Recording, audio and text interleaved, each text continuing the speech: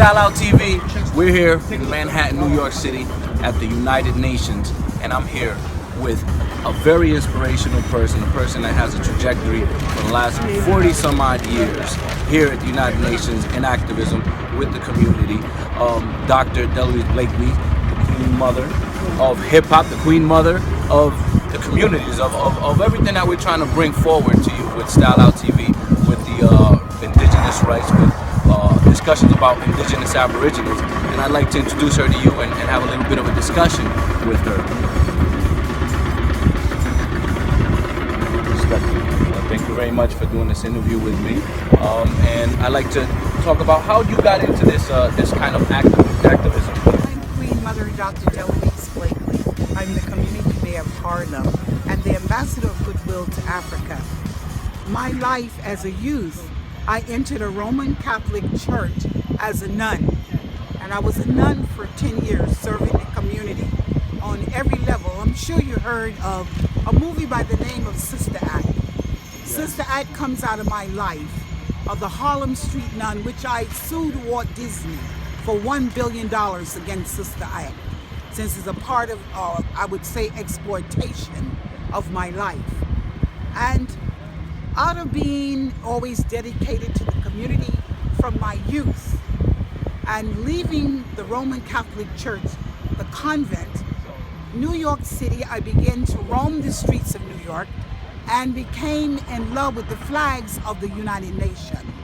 So here at the United Nations, it became my home the first time I gazed upon the flags here at the United Nations. At the United Nations, I realized that much of the work that I do, I could do it from here.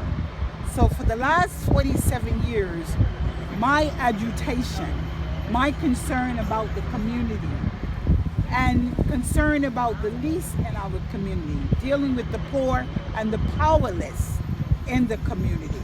Yes. I was able to bring forward those concerns with the world community because of the member states that represents from around the world. The United Nations now is my second home because it gave me the clarity of a daughter from the middle passage of the transatlantic ocean of the slave trade. Now I represent 55 million displaced Africans on the shores of Goree Island to start the healing, the tradition, the culture, the people of their DNA, that we have a right to find our home. But here in the United States, the Native Americans or indigenous peoples, Hopi and Navajo land, embraced me and my grandmother, Lizzie Walker, of the Cherokee Nation. So I grew up with the Seminole tribe in Florida and learned about a baby being born and a patent. A mother don't go to a hospital, but the midwife is in the community. And I learned to eat and learned to cook from the tribal tradition and the culture of the people of making biscuits and to make soup.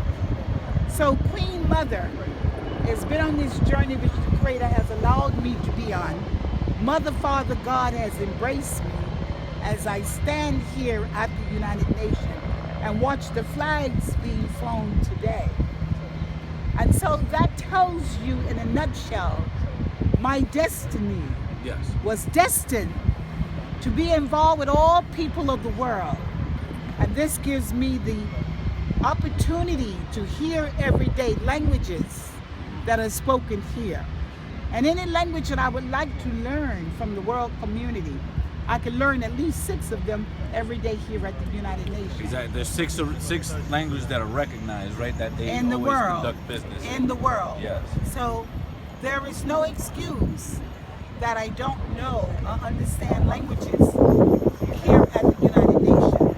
Got a question for you, Queen Mother. What do you see as the current issues or hot button topics that you're paying attention to and that should have a stage here in the United Nations? Would be the issues of education, where the young people are going to South Korea in a couple of weeks or so for the Global Education for Citizenship in South Korea. Young people will be gathering, students, talking about education for 2063 and what that would mean in terms of education to them. And so that is something as a priority. Another priority is dealing with youth unemployment, job opportunities from themselves. As they said, they cannot wait for us to give them a job, but they must create their own jobs through the innovations that they have, and entrepreneurship is what they have raised here at the institution.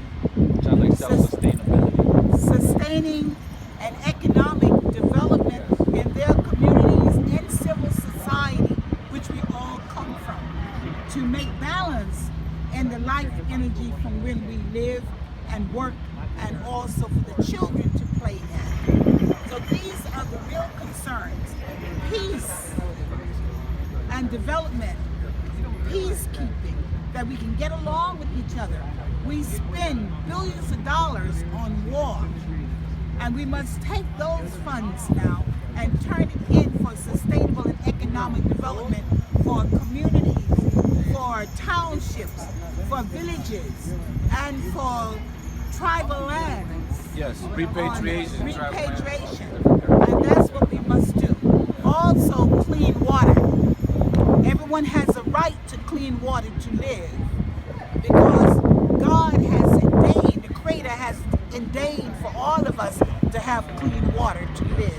So these are just some of the issues in which that create health issues from us. How do we eat and sustain ourselves in the energy of Mother, Father, God? In balance with everything that we have. In balance of the creation.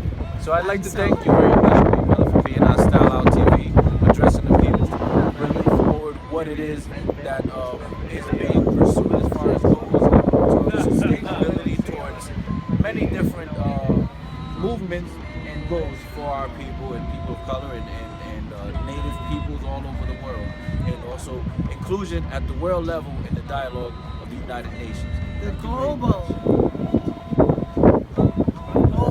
Think, act locally, but think globally is the word. We'd like to do something that we always do at this time on my series. We always throw up our thumb and take a picture. So we'll throw up the thumb and say thank you very much. Style Out TV. Style Out TV. Thank you very much.